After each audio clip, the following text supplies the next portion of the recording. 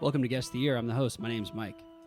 Today we've got 6 deadheads from around the country competing for a prize pack provided by Looks Legit and a spot in next week's show. Looks Legit is run by a multidisciplinary artist named Justin, who draws incredible prints in addition to doing bootleg tees. His art incorporates nostalgic pop culture figures, musicians, countercultural icons, comic book characters, psychedelia, and graffiti. Thank you so much to Looks Legit. I'll put all their links in the show notes.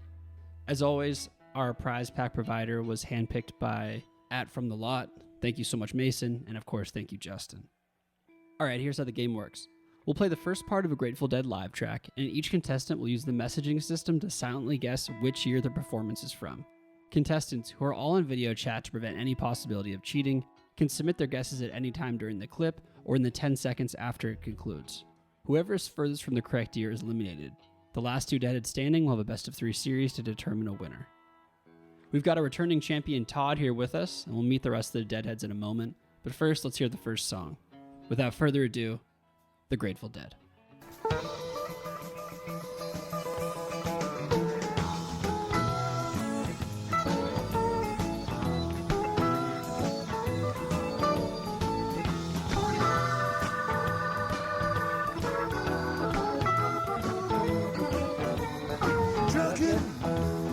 Cheesecake skin, keep trucking like a two-dog man. Together, more or less in line. Just keep trucking.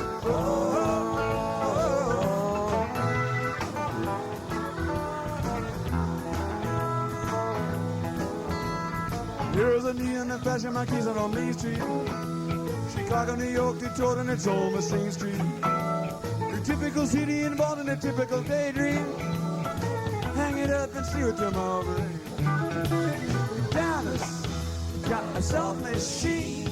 Houston too close to New Orleans. New York got the ways and means, but just won't let you be. Oh no no.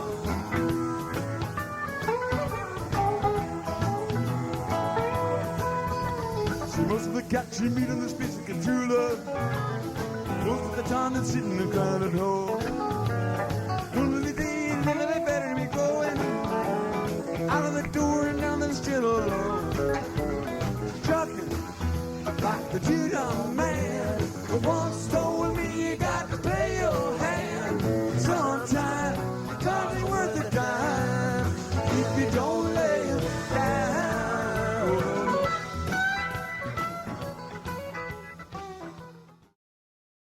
All right, the guesses are in. It was Truckin' at Baltimore Civic Center on April 19th, 1982. The single version of the song was edited down from 5 minutes to 3 minutes, and Bob Weir's vocals were touched up. So Todd was closest, our returning champ. He is 52 and he's from Richmond, Virginia. Todd, you actually got it exactly, 1982. How'd you suss that out? So I'm originally from Richmond, Virginia. I live in Wilmington, North Carolina now, on the beach, which is awesome. Wow, I'm psyched I got it spot on. It definitely sounded like the early 80s. It didn't sound like the mid 80s where Jerry's kind of really big with a deep, deep voice and his guitar is real heavy also. And it wasn't clean enough to be a recording from later in the 80s. Most of the recordings are a lot cleaner. So it sounded like 1982 because Jerry's not nearly as crisp as he is in 80 and 81. He's really, really crisp and tight, and this was looser. But the giveaway, the Dead giveaway, is Brent's Hammond organ. It's got a really distorted edge to it, and he's really kicking it into a lot of the pockets, really, really heavy. There was an 82 that played this week on Sirius XM. It might have been one of Rob Bleedstein's shows, which I checked out, and I'm psyched I did because I recognized the overall sound quality. So I'm psyched. Thanks, Todd. You're on to the next round. Okay, so next closest was Mike. He guessed 1981. Mike is 41, and he's from Philly. Mike, you submitted your answer in like 25 seconds. Yeah, what'd you hear? It's got that kind of like small theater or like, it's not a stadium vibe of like the late 80s, right? It's got that kind of mix, you know. I think, what's her name? Cantor had left by that time, or like Healy had come on at some point. So there was a change in the soundboards around that time, from like late 70s to early 80s, and I could just kind of sussed it out there. Whoa. So just the personnel change and they had different like idiosyncrasies to them. And Yeah, like a Healy recording is not a Betty Cantor Jackson recording, you know? would you say one's better or worse? Or is it just like, just No, different? it's just they're just capturing different times, you know? That's a very interesting way to figure it out. Nice work, Mike. You're on to the next round. Cool, thanks. So Ben guessed 1981. Ben is 19 and he's from Toronto. Our first Canadian and the second youngest contestant ever on Guest of the Year advances to the second round. Ben, welcome. What'd you hear? Obviously, Brent on the keyboard was a giveaway that it was that era. And then I kind of find with the early 80s stuff with Brent, I don't know if saying that it's a little bit quieter and not as up in your face is the right way to describe it, but I can almost feel it's like a softer sort of playing. He's kind of just hanging back. Jerry's voice too, you could tell it was, early 80s. And yeah, that was, I just kind of got that vibe of the early 80s. So Nice work. Welcome. All right. Barry's also on in the next round. Barry's 42 and from New Jersey. He guessed 1980. Barry, why'd you guess 1980? I was having trouble finding what exactly I was grasping onto, but I kept going back to Bobby's voice and he sounded real chipper. It's not like 90s, but it wasn't hot. His voice wasn't high enough to be like 70s. And I couldn't hear Jerry at all for some reason. And I was listening for Brent. I knew it wasn't Keith. I was like, I'm listening for Brent, but like I couldn't quite picture him playing, like what he would be playing. So I just like took a shot in the dark. Like that was kind of a guess. I was just like, I think it's in this time period. Hopefully I'm not too far off. So a big clue there was that Bobby was in a good mood. He seemed real up. He was firing on all cylinders. That's awesome. So yeah, man. Barry, you're on to the next round. So we're down to 2. Josh guessed 1985. Sully guessed 1987. So Sully is departing. Josh is moving on to the next round. First, Josh, you guessed 1985. Josh is 43. He's from Charlotte, North Carolina. Hey, how's it going? Hey, what did you hear there? Definitely heard Brent on the Hammond. My initial was early 80s, but then I started like listening to Jerry's vocals where it seems like he kind of has that nasally thing that he had in the mid 80s. So I kind of went with the 85 thinking it was closer to that. And I probably should have just gone with my first kind of inclination, which was not right when Brent came in, but a little bit after where he's kind of warmed up. But I'm mad at myself. I didn't get it closer. You guys are good. Hey, well, you have another shot in the next round to hit it head on. Sully, though, I'm sorry, Sully. Sully is 55. He's from East Brunswick, New Jersey. Sully, you guessed 1987. What tripped you up there? Yeah, I mean, it's the first year I started seeing shows, and Jerry's guitar sounded like that kind of vibe to me. I'm surprised it was that far off, though. I knew it was the 80s right off the bat, but like sometimes with the early 80s, it's got like that tinny kind of sound almost. There's like that from like, it's like higher, I don't know how to describe it, higher pitch. And it sounded a little deeper. So that's why I went with 87. So how did you get into the Dead? I was in college and I was at a record store when they had them. And there was a bargain bin of cassette tapes. And I just happened to grab the cover looked cool. It was the Skeletons from the Closet. Cover looked cool, and I was like, yeah, I'll give this a try. And I listened to it, and I just couldn't get enough of it. I was like, wow, this is really cool. Then the next one I got was Oxo Amoxoa. I can never say that right. Oxo Amoxoa. And then I was like, oh yeah. And then once I heard Trying to Catch Sunflower, game on. So yeah, I've been a Deadhead since 86-ish, like that. Well, seeing shows in the 80s may have skewed your guesses, I guess, but at least you got to see shows in the 80s, so you come out on top there. Sully, thanks so much for playing the game. Yeah, thanks. All right. Mike, Ben, Josh, Todd, and Barry are all on to the next round. Let's play the next song.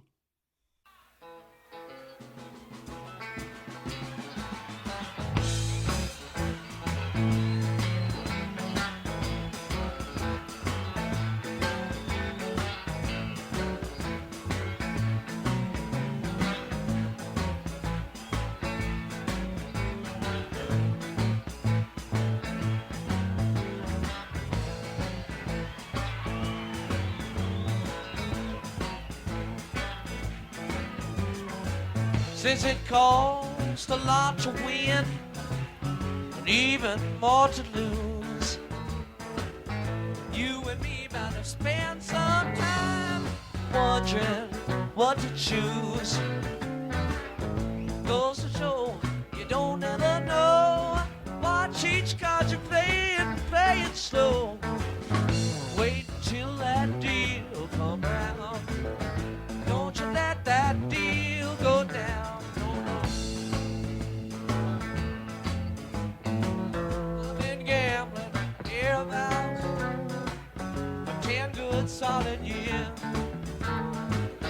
If I told you about all that went down, it would burn both your ears. Goes to show you don't ever know. Watch each card you play it slow. Wait till that deal come out. Don't you let that deal go down. Oh no. Deal at Grand Prix Racecourse in New York on July 28th, 1973. 600,000 fans watched the Dead perform at Watkins Glen. Also on the bill were the band and the Allman Brothers. Our returning champ, Todd, got it exactly 1973. He was the only one to get it. He is on to the next round. Nice work, Todd. How'd you figure that one out? Initially, I thought it was actually going to be a weird 1975 thing. The audio quality of that was pretty interesting. The instruments were buried really low. It was a casual, laid-back intro section, so you couldn't hear who was doing too much. And then Jerry's vocals were through the roof. I immediately jumped back to 73 when I heard Bob Weir's rhythm guitar. Very clean, plucky line notes behind everything. Doodle-it, sort of joining the bass and the other guitar, Jerry's guitar, together with a very clean tone. But it didn't seem like 1974 because Jerry's tone gets extraordinarily clean in 74, and this still sounded kind of plunky. So I wrote down 1973 and crossed my fingers. Is 74 when Jerry's tone was its cleanest, or would you say that's like 77 or something? You know, it depends. I actually think it would be 74. In 74, he was basically playing the guitar through a massive stereo hi-fi. He had a Fender Twin as his preamplifier, but his amplifier was the wall of sound. It's this massive, super, super high quality audio. So he had very little gain, and it's extraordinarily clean. He also was developing his technique where he rolls up onto the tips of his fingers to get a clean sound. So it's just super articulate in 1974. It's a combination of how he plays and sort of the stereo system effectively that his amp is coming through. Thanks. Great answer. Appreciate it. So Todd's on the next round. Joining him as the next closest was Barry, who guessed 1972. Only 1 year off Barry. Very close. Pretty much got it. What'd you hear there? I was actually waiting for Donna to back him up a little. And when she didn't come in, I was like, oh, it doesn't sound like early 70s, late 60s or whatever. I'm not sure when Deal started getting played, and it obviously doesn't sound like anything after late 70s. So I just kind of every time I've been listening to an episode and I'm like, what year is this from? It's always from 72. So I was like, give it a shot. see if this makes sense. So I was 1 year off. Yeah, it's a safe guess because it is right in the middle there if you're playing the game. So nice work playing the game. You're on to the next round. So we had two people guess 71, Mike and Josh, which means Ben's odd man out. But let's talk to Mike first. Mike, you guessed 71. Why 71? Yeah, I heard the kind of uneven levels. I should have thought summer 73, but I heard the uneven levels, and I was thinking fall 71 when Godshaw had just joined. It might have been like an off show or something. But yeah, no, it's a summer jam at Watkins Glen. Great choice there. It seems like you're really tuned into the boards. Are you like a sound engineer of some sort? I wish I was. No, I'm in corporate HR. Okay. Why do you think you're zeroed in on the board so much then? You know, honestly, I've got a copy of that Deadheads taping compendium, like the first one. There was 3 volumes. I read that religiously for years, from like it's like 59 to the break in 74, and there's just a lot of info in there. So I'm like book smart on the Dead, if you will. And there's 2 other volumes of it that are just lots and lots of info of who was recording and what happened at that show, and really, really cool publication. Wow. And that's like an encyclopedia type thing, or is it like Yeah, it Okay. really is. It's like there's a recording in there that they mentioned. It's San Mateo 59. It's like Phil Lesh's jazz band or something. Someone coughed up a recording of that at some point, and that was circulating. holy shit? Yeah, it's out there somewhere. Well, shout out to that book. That's really sweet, Mike. You're on the Yeah, next round. All right, cool. Well, oh yeah, Josh, you also get 71. I did. Yeah, what'd you hear there? Well, I was waiting for the vocals to come in, like the backing vocals, to try to figure out what year that was. That kind of helps me, but I just thought it sounded definitely 70s, early 70s. I don't know. I just took a guess. You guys, I don't know. Cool. Josh, you're on to the next round. Ben, you guessed 1976. Sorry to see you go. Why 76? What tripped you up there? Yeah, I was hovering anywhere from 74 to 77. Definitely not hearing the background vocals tripped me up a little bit. But yeah, I just kind of took the latter end on that one, and Jerry sounded really good. He did pretty much a lot of the time in that era, so it was a little hard to distinguish, but yeah. Well, you were 3 years off. You had exactly the right idea. And you mentioned before the show you've only been listening to the Dead for 1 year. Yeah. Very impressive. How'd you get into the Dead? Yeah, it all happened pretty organically. You know, I was kind of getting tired of the mainstream music that, you know, people my age listen to. Kind of felt like there was no variety. I'd get bored of it really quickly. And I just, you know, my dad's a rock fan. He's not, you know, a Deadhead but, you know, I started kind of looking into the music, and I always kind of heard the name Grateful Dead, and I finally decided to give it a listen. I went on Spotify, and I had no really idea like about live music. I didn't know that live music was something that could, you know, really be enjoyed, because the live music that gets played nowadays, it's kind of, you know, it's not something you'd listen to over the recorded version. And so I go to the albums, and I find, you know, Terrapin Station just look cool with the turtles on the cover, and then, you know, press shuffle and Terrapin Station starts to play, and it's probably still one of my favorite songs to this day. But it was a huge moment for me. And then, you know, everything kind of fell into place after that. You know, I found out my dad actually went to a show in the early 90s, and then I found out that my uncle is a Deadhead. Had no idea about that, and he kind of, you know, told me, he's like, you got to check out the live music, and he told me about, you know, the re-listen app, and then from there I just kind of got obsessed with it, and I'm here now. It's amazing. I went to a Dead and Company show this summer, and you know, the music was great, but it was the people really that kind of did it for me. I'm like, wow, these are just awesome people. It's, you know, it was something I've never experienced before, so it was really cool. So what show did you go to this summer?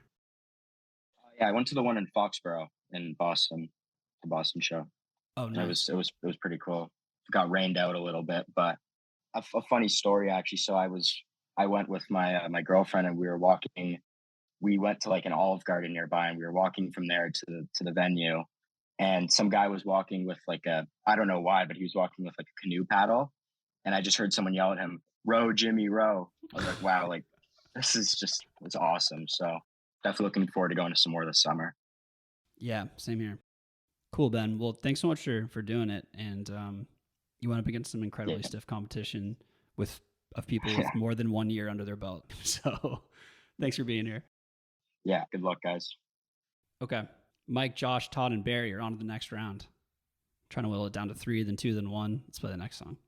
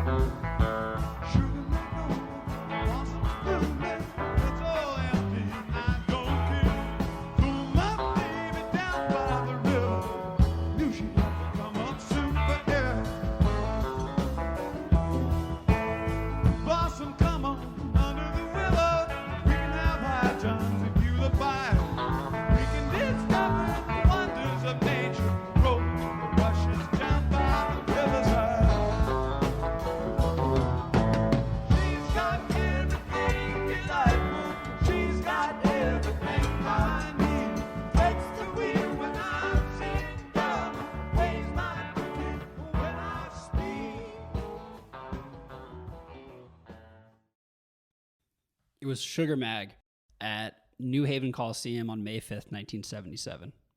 The song concluded the second set, which started with Bertha, then went Estimated, Scarlet Fire, Good Lovin', St. Stephen, before Sugar Mag, then Johnny B. Good encore. Well, Barry, Josh, and Todd all got it exactly. And Mike was 1 year off. We're talking some razor-thin margins here. Josh, we'll start with you. How'd you diagnose 77? Well, I thought you might be trying to be sneaky and not put a 77 in there because they're just so darn like recognizable.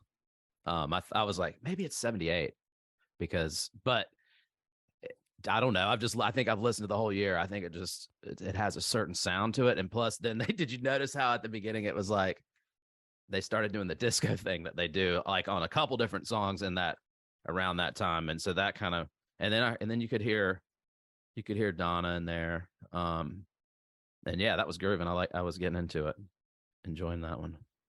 Cool, Josh. Nice work. You're on the next round. Todd, anything you want to add to that? 77 is 77. It's got heavy reverb all across the guitar, but all the vocals and the drums, it's a nice, thick, even sound.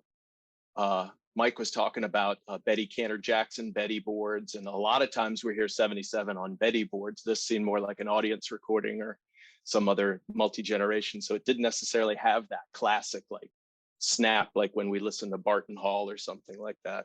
But I could hear a single coil guitars all the way around. Garcia's playing a Travis Bean with some weird special pickups that are very snappy.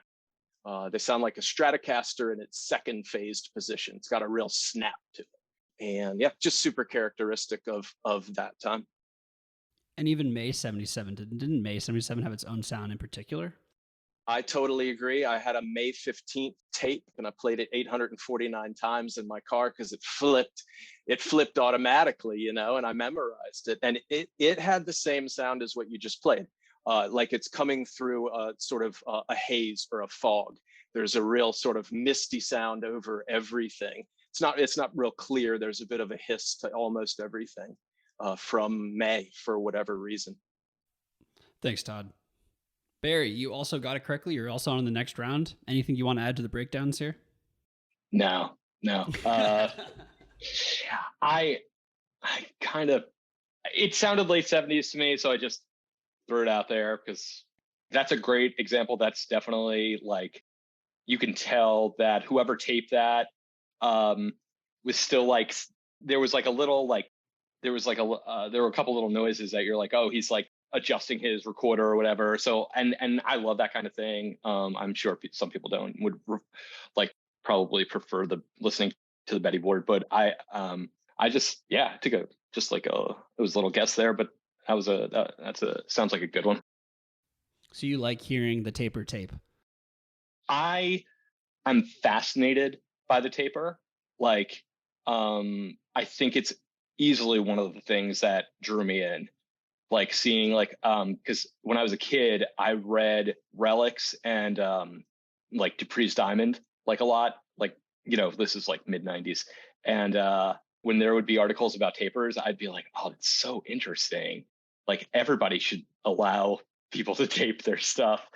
And then I loved seeing pictures of like dude setups from like the 80s or the 70s, just like what you had to schlep in to like into a concert that like thousands of people there, but you're like bringing in like a ton of equipment. That is like the cool, like the most sincere, I think, form of flattery that you could do for like a band.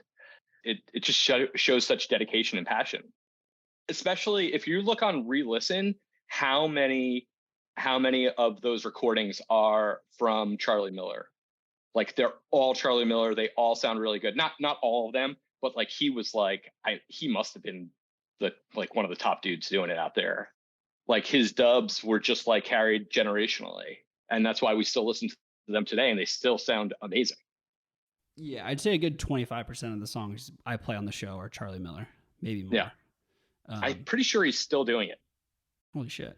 Yeah, I think he's still out there and he's still somewhere like talking about trading and stuff like that and taping shows. He definitely is. I saw him a couple weeks ago. There you go. What? At Steve Kilmock show. There you go. Holy shit. Yeah. Do you have a Nice. big old rig? He was working with the band, Oh, so okay. he was kind of on the side doing a mix. That's sick. Mike, you guessed 1978. You were Yeah. 1 year off, and in this competition, margins are slim. Yeah. Why? I guess I don't know. Why 78? Yeah, that kind of cut time in the intro and the quality of the tape threw me off. And then Phil's bass was super fat, so I thought 78 for a hot minute, typed it in, and then I thought they wouldn't put 77 in here, would they? Like I wouldn't. I'm just kidding, but just kidding. But it's like, yeah, no, I guess 77 was super obvious, and I probably should have put that in, but nope, 78. It was, so. That was my thought process too as I was choosing the song. I was like, nah, too obvious. And I was like, but like, But- maybe but- they but- would. Yeah. reverse psychology. Yeah, No, Mike. but, So you've clearly incredibly knowledgeable. You've got the encyclopedia of tapers, and how'd you get into the Dead, and how did you end up really into the Dead? Yeah. So I was 14 and Garcia had just passed away like the year before. I still remember Peter Jennings had his Deadhead tie on like ABC News. It was my first year of high school, and a buddy of mine hands me a tape.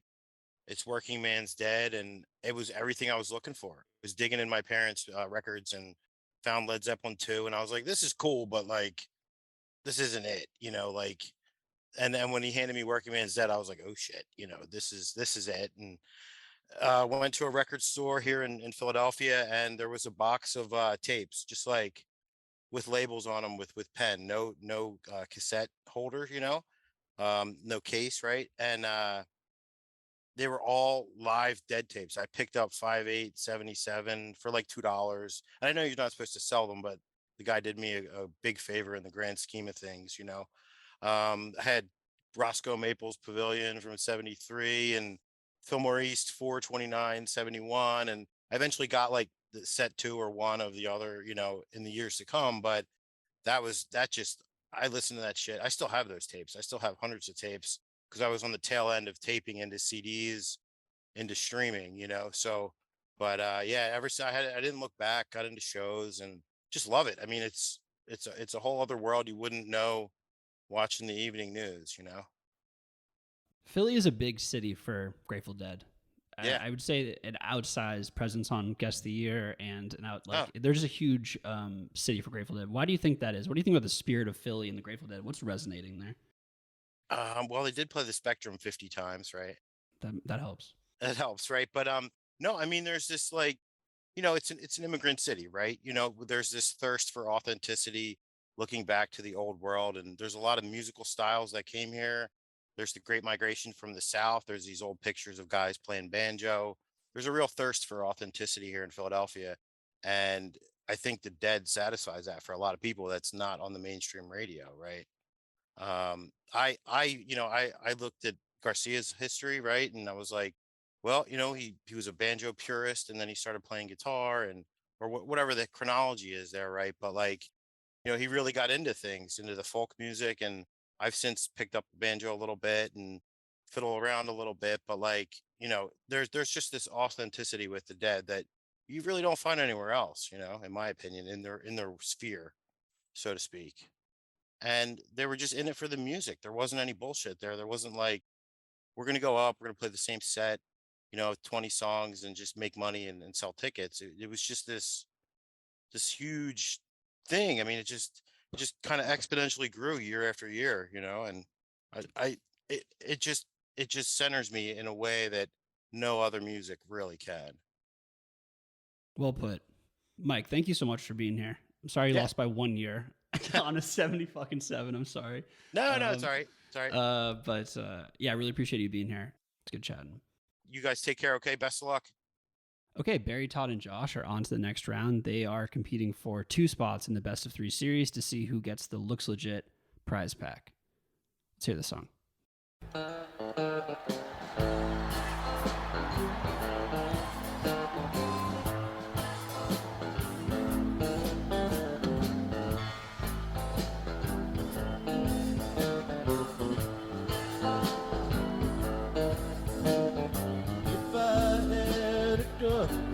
for every ace I've drawn.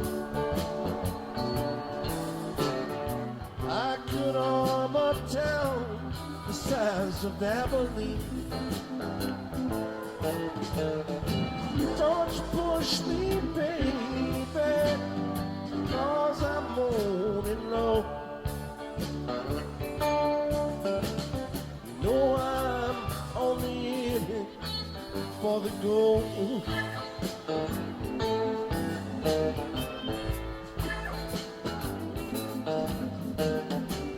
All that I'm asking for is 10 gold dollars. I could pay you back with one good hand. You can look around about the wide world over, and you'll never find another honest man.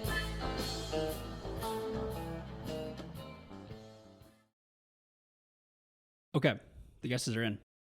It was Loser at Riverfront Coliseum in Cincinnati on April 8th, 1989.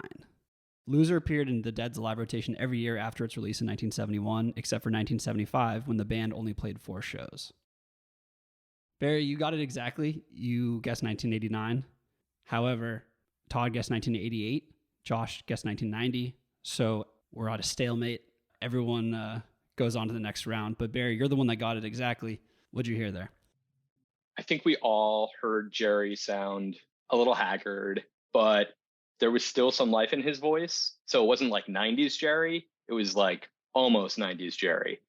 And then Brent, I heard Brent's, like, I was like, I was like, I know this could be like 90s or like obviously late 80s, but I was like, I couldn't really hear the keyboard until I heard he was playing. Like, I heard that organ.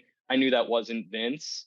I was like, oh, that's Brent. So it's like nearing the end of Brent's time there, and Jerry sounding like the way he did. I was like, I kind of just guesstimated, but unpopular opinion, I love late 80s Dead. Like, I love it. So, and that's like what I typically put on if I'm going to listen to a show. So I think I kind of knew that was like in the time period.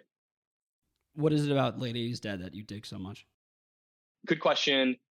I love that they're getting a little bit more. There's like some technology being brought into the fold, but I love Brent, and I think Brent really hit his stride. Like, I don't know. I just those shows kind of, it's just what I'm drawn to. I'll listen to late 70s or late 80s, and that's really where I do most of my listening. So Great. yeah.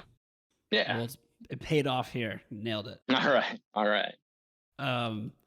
Josh, you guessed 1990.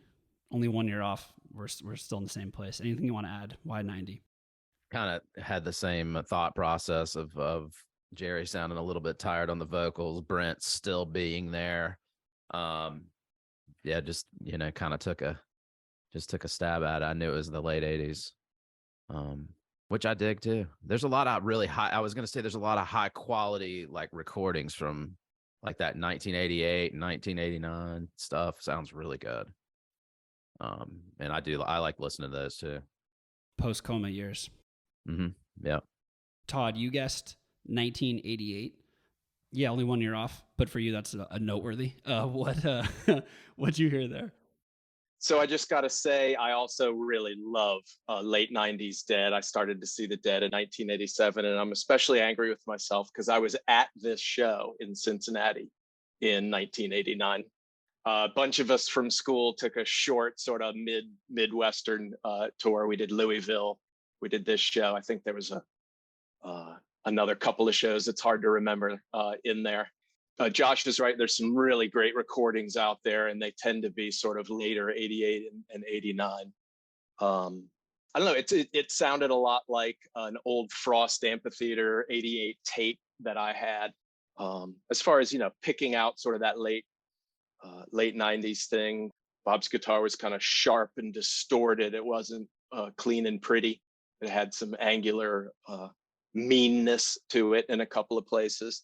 And the bass, right? Phil's bass is so clear, so articulate, note for note. It's not pounding your chest at all. It's really tight bass sound.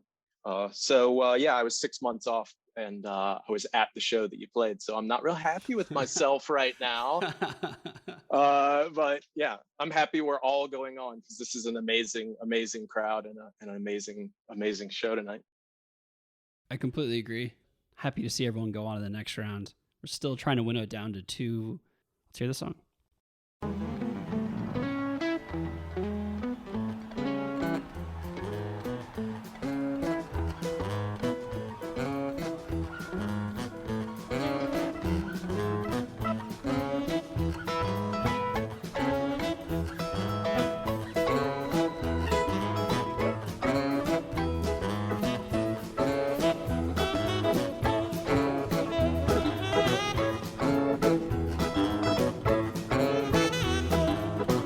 Without a warning, you stole my heart, taking it, baby, tore it apart. Left me standing in that corner crying. Told me your love is slowly dying. So I'm begging you, baby, baby, please, I'm begging you, baby, I'm on my knees. Turn on the light, shine on me. Turn on the love light, shine on me. Let it shine, let it shine.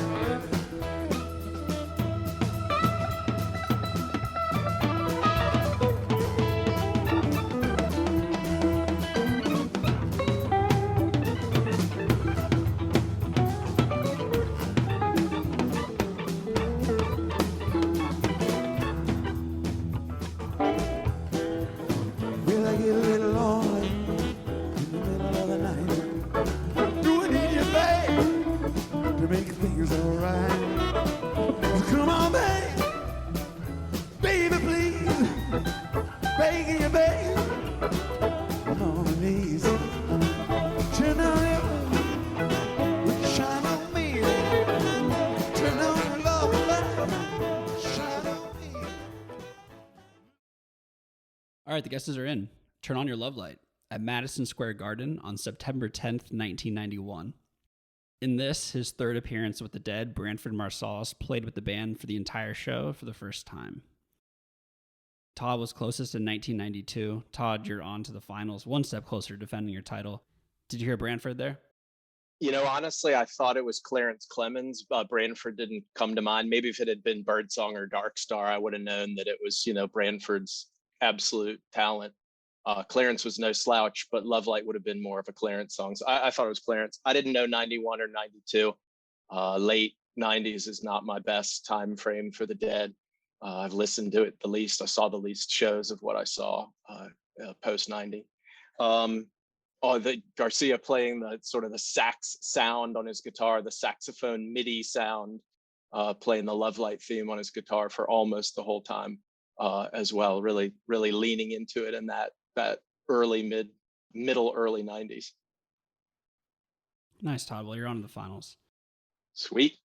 Joining you will be Josh, who guessed 1989. Barry, who guessed 1987. Josh, 89. Why 89? I was thinking kind of the same thing. I wasn't thinking that was Branford, so it made me think of Clarence, but that was still kind of a guess. And then I thought for a second that organ was Brent. I have to admit, it did sound like, it kind of sounded like an organ. So, and that threw me off a little bit. Well, you're on to the finals, Josh. I can't believe it by the skin of my... Barry, 87. Talk to us. I knew it was Branford. I completely blanked on the year. I was like, it's either Long Island or New York. I knew it was MSG. I knew Branford there. I don't know why I didn't know it was 91. That was so stupid on my behalf, but I knew the other details. I just didn't know the year. So So you like had this picture in your brain of Branford on stage at MSG. Oh, I knew it. I totally knew. Yeah, but God, I just but I am honestly surprised I made it this far. So I consider this a win for myself. Yeah, you knocked off 3 people. Tough competition too. How did you get into the Dead? I went to a summer camp in North Brunswick, New Jersey for like 15 years. And every time the Dead would come to Giant Stadium, because they would like basically every summer, half of the counselors were like out the next day because and then they would like come back wearing like their like the shirts that they picked up in the lot. And I was like, what are all those shirts with like Calvin and Hobbes and The Simpsons? And I was like, I was like, they look so cheap. And then when I was like maybe 13, I like bought my first 13 or 14. I bought like a Dead shirt before I actually even knew like the Dead music. Like I was that kid, and somebody was like, I don't think you even like the Grateful Dead. I was like, I do, and I can prove it. And like that day, I like went out and bought Terrapin, and that kind of like got me on the bus. I think that was like the summer of '95, and like I went back to school that year and just started like studying them at the library. I was just like every day I was like trying to find anything I could find on these guys, and like really, and then I started trading tapes in high school, and just like looking for anybody that would like make me a dub. And like I had a pretty good collection, then I like gave it away, and then still like would listen, but I got like really into like punk and hardcore, but I was like still listening to the Dead. I was still going to see like Dave Matthews. I was like that kid that was like kind of into like both things, and kind of like got a little out of touch. And then when they started, like I think Fare Thee Well kind of like sparked it up for me again. I've seen Dead and Co. like a bunch. I go with my best friends. Like it's the best time. And also like Mason, like doing From the Lot on Instagram, like it got me into like I never really stopped collecting shirts. I did for a while, but then I like picked it up again, and I amassed a pretty big collection. And it's just like the Grateful Dead has easily become like my favorite hobby. So yeah, that's and then like this show, like your podcast, like has definitely introduced eras that I was like, ooh, I'm not familiar with this era, but I'm going to start listening more.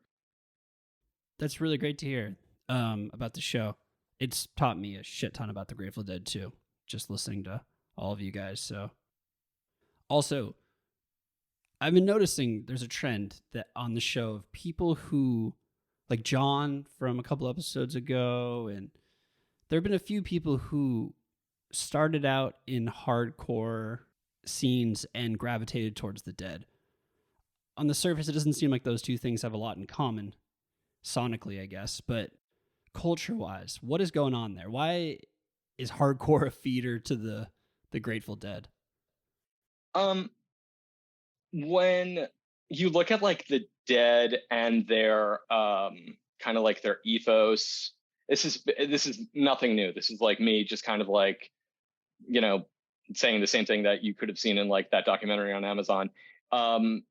They kind of had like this thing where it was like, I'm going to do whatever the hell I want, and we're going to make music, and we're just going to like, it's going to be available. And that's basically what like kind of like punk is too. It's like, you have to have people who are like passionate about it. You have to have people who want to like discover it, and you want to like, you find in people, this common factor, this common love. It's punk and hardcore is unlike anything else, any other music genre.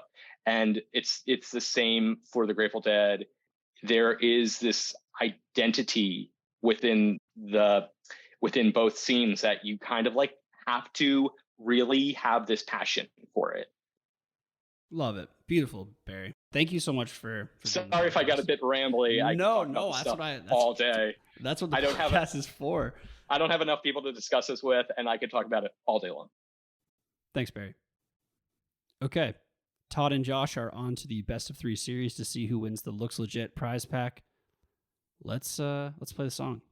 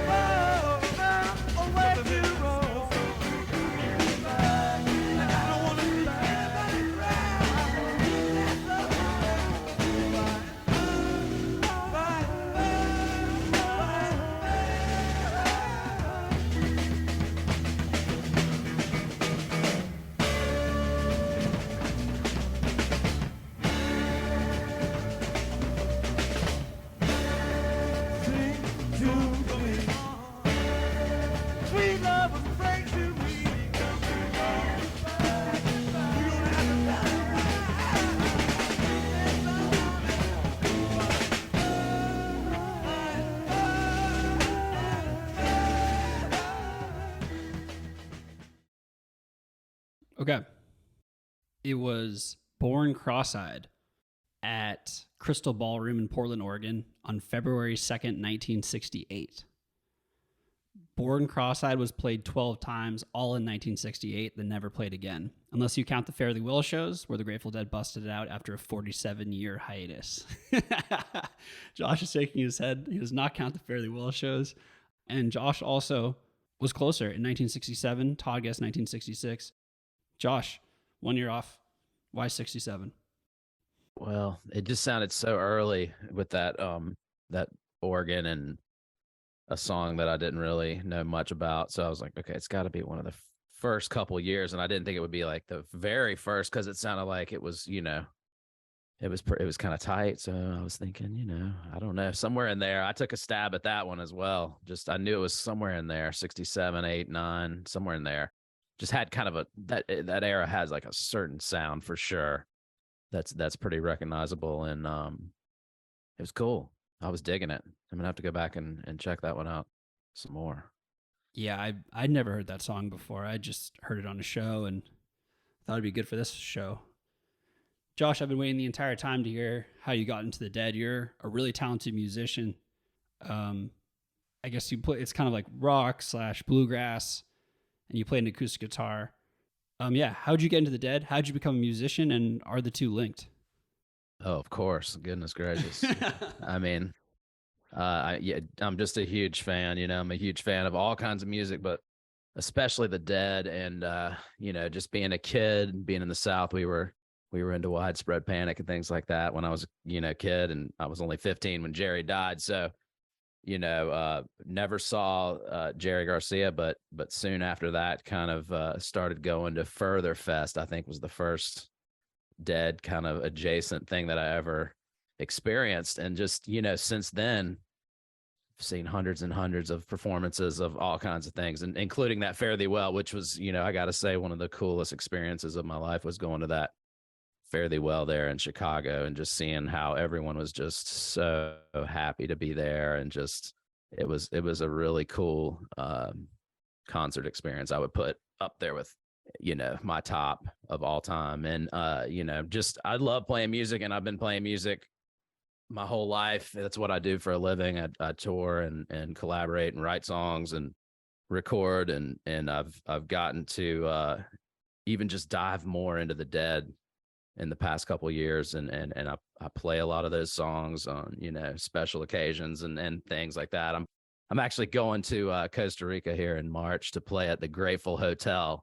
There's like a small resort that's a Deadhead run place, and I'm playing, you know, 5 nights in a row there, and a bunch of my people are coming to watch me, and so that'll be a you know, a Dead heavy set, and you know, I'm looking forward to it. And, you know, in addition to putting out, you know, my own tunes and stuff like that, I was just today in the studio here in Charlotte mixing my new single coming out. It's called Melody, and super pumped because I have my buddy Andy Thorne from Leftover Salmon's playing banjo on it, and Jeremy from the infamous String Dusters plays fiddle on it, and it's really cool. So I hope you guys will check it out. And yeah, just what's your Instagram handle? I'll put it in the notes too. But it's Josh Daniel _music.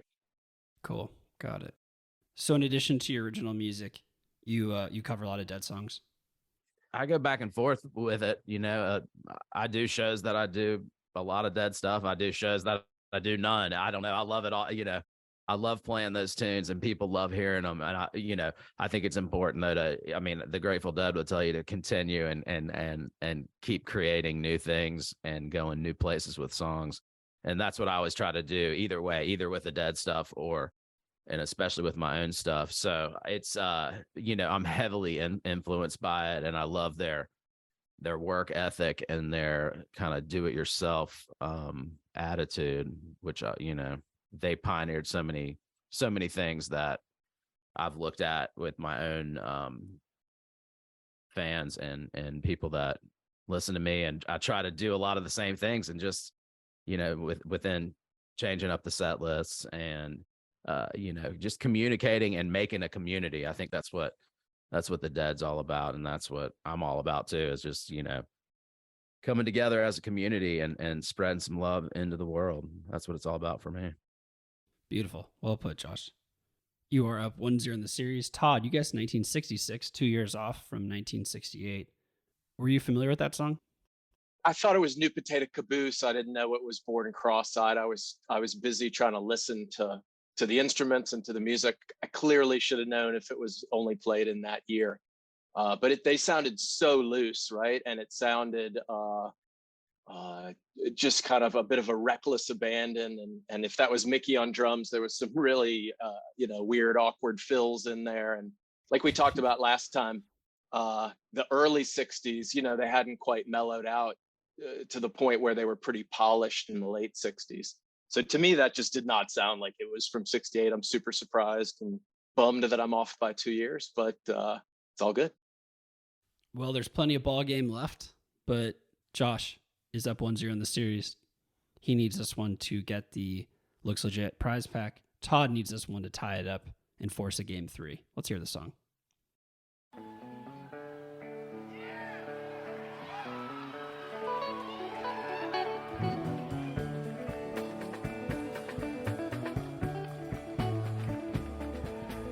Out in the West Texas town of El Paso, fell in love with a Mexican girl. Nighttime would find me in Rosa's cantina, music would play and Felina would whirl.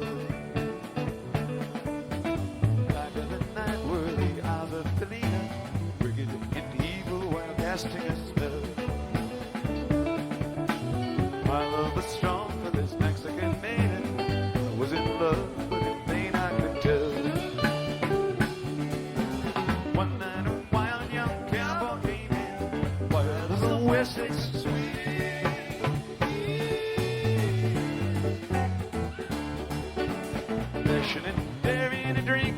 Sharing with wicked Felina, the girl that I love. So in anger, the challenge is right for the love of this maiden, and with his hand for the gun that he wore. My challenge was answered in less than a heartbeat. Some young stranger lay dead on the floor. Just for a moment, stood there in silence, shocked by the foul evil deed I had done. Thoughts raced through my mind as I stood there. I had but one chance, that was Okay, El Paso at Winterland on February 2nd, 1974.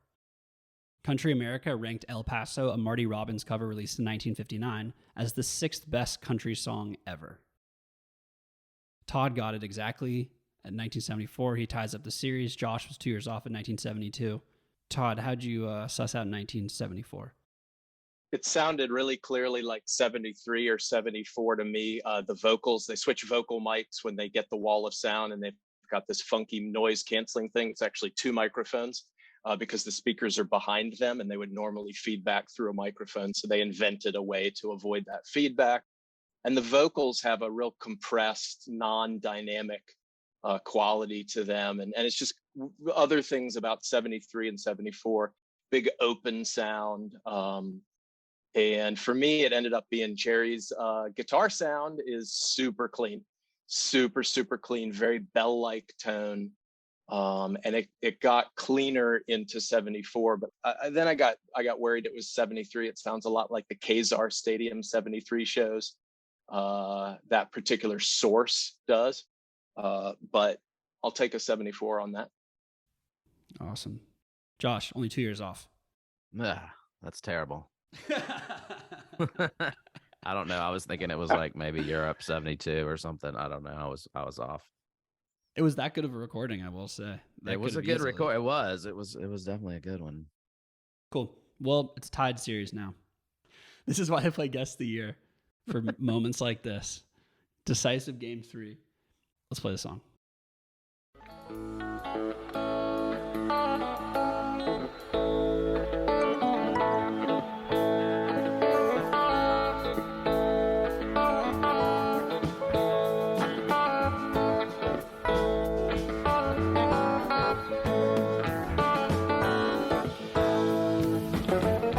Picture a bright blue ball just spinning through, dizzy with eternity, painted with the skin of sky, brushing from clouds to sea, calling home for you and me. A peaceful place, or so it looks from space. A closer look reveals the human race. Full of hope, full of grace is the human face. But afraid, we can lay our home to waste. There's a fear down here we can't forget. Hasn't got a name just yet. Always awake, always around. Singing ashes, ashes all fall down. Ashes, ashes all fall down. They're watching the ball revolve and the nighttime falls. And again the hunt begins, and again the blood wind calls. Find by again. The morning sun will rise. The darkness never goes. All right. The guesses are in. Throwing Stones at Alpine Valley Music Theater on June 22nd, 1985. In the Dark's Throwing Stones was released as a single, and the B-side was When Push Comes to Shove. Todd guessed 1986. He defends his title because Josh guessed 1989. Terrible. Todd, Terrible. Oh my gosh. Nice comeback. It's rare to see a comeback in the finals like that. I don't think it's been done in a little while. Maybe Luke did it, I think. It's tough to do. Nice work. You are the repeat champ of Guess the Year. Woo-hoo. You guessed 86. It was 85. Same idea. Why 86? So the first thing I wrote down was 87, just because it had, again, that audio quality of tapes or of the mix or of the soundboard or of the band in general at that time. But I quickly came to realize that Brent's keyboards were doing stuff that he did early in Throwing Stones sort of time rather than later. And so I thought about before 1987. I had an old tape from the summer shows in Berkeley in 84 that had a Throwing Stones on it, with a very different sound, really high keyboard mix. They played it super, super fast. So I knew it wasn't that old. Didn't sound like 84. I wrote down 85 and underlined it 3 times because Jerry's guitar, we couldn't hear him sing. That would have really helped, but his guitar sounded like really large fingers on a guitar keyboard, and that was kind of new for him. His body type changed a lot over the course of 83, 84, and 85, and by 85 he was as large of a man as he ever was, and that had this huge effect on his voice, but also a huge effect on his fingers on the guitar fretboard. So I decided to cut it straight down the middle and go with 1986. Wow. You can hear his fingers on the frets, you're saying? Yeah, I mean, they say that 90% of, the way a guitar player sounds is their fingers on the fretboard. Guitar player can pick up anyone's guitar and anyone's amplifier and twirl the dials a couple times and sound like themselves. And that's because it's really a human endeavor. And Garcia was, obviously no different than anybody else, but just like anything else, as your weight changes, the way that you interact, your voice changes, and the way that you interact, your finger size, the mass is different. What you can do with your hands is different. It really shows up. He's got a heavy hand in 85. His bends are really, really big, and he's got a real clear bell-like tone. Wow. You saved your greatest trick for last. That's incredible. I'll tell you what, when I was trading tapes in college, in between seeing the Dead in the late 90s, my friends had lots of mid 80s tapes. So I listened to a lot of 84, 85, 86, and came to love that whole progression as well. So I love that era. I love just about all the eras, but that mid 80s, I think has some really, really interesting stuff to suss out. You have to get past a lot of vocal flubs. You got to get past a lot of missed cues. And then there'll be a solo that absolutely brings it, like no other. Well, great breakdown, Todd. Congratulations on the prize pack. Josh. Thank you. Yeah. I knew there was no way I was going to beat Todd. Holy cow. This dude is the best podcast guest you've ever had. I mean, you don't even need a show. Here's the new show for you. We just let Todd tell us about all these shows. This is freaking awesome. I know. It's Todd, incredible. will you review my music and tell and talk to me like that? This is amazing. I would love to. Awesome. Congrats on the win. Thanks, man. You Thanks. nailed it. You know more. You totally know more than me about the Dead. You really did. My wife will be proud that there's someone nerdier than me, because she thought I was totally nerding out. Nice. Josh, what's your favorite Dead song to play? Favorite song to play? Probably Terrapin. I do it solo with loops and stuff. I'll send you a link to it. And it's it's definitely one of the ones. It's one of the ones that I've been able to figure out and have a lot of fun playing. So, but there's so many. I never counted, but I could play at least 50 or so probably. Holy shit. You remember the lyrics too? A lot of them. Some of them I have to have a cheat sheet, but there's so many good ones. And then there's like ones that I like, oh man, I've never tried that and I want to try it, just because it's like you hear, I mean, there's so many songs. It's crazy how like sometimes you'll even like come across one you've never even heard before. Like I've been listening to these guys forever, and I swear I think I've listened to like every year. And then it's like there's some random song they did 2 times or something, Well, Josh, one more time. Yeah. Your whatever people need to access your stuff, your Instagram handle, but is there another like website or anything? Yeah, just joshdanielmusic.com. Cool. Yeah. Okay, subscribe to Guest of the Year on Apple Podcasts and Spotify. For all of our links, you can go to guestoftheyear.net. For show updates, follow us at Guest of the Year Show on Instagram. And if you want to be a contestant on the show, sponsor the show, or make comments and ask questions, email us at guestoftheyearshow@gmail.com. Thanks so much to Looks Legit for providing the prize pack. Again, they do amazing work. Justin is a real artist. Thanks so much, Justin. And thank you to Mason. Thank you to @FromTheLot for curating the prize packs every week.